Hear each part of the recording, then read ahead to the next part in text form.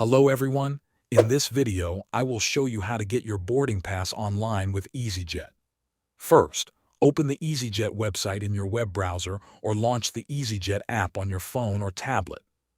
Once the home page loads, look at the top of the screen and find the check-in button. Click or tap on it to continue. You will now be taken to the EasyJet check-in page. On this page, you will need to enter your details exactly as they appear on your booking. Start by typing your surname into the required field.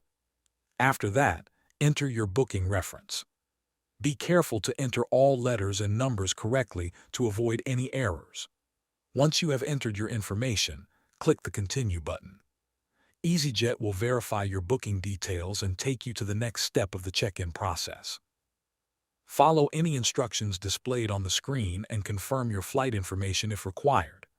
After completing the check-in process, EasyJet will generate your boarding pass. Your boarding pass will be available as a PDF file. You can download this PDF directly to your device for easy access later.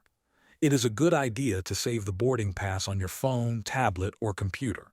You may also choose to print a copy if you prefer having a paper version with you when you travel. Thanks for watching.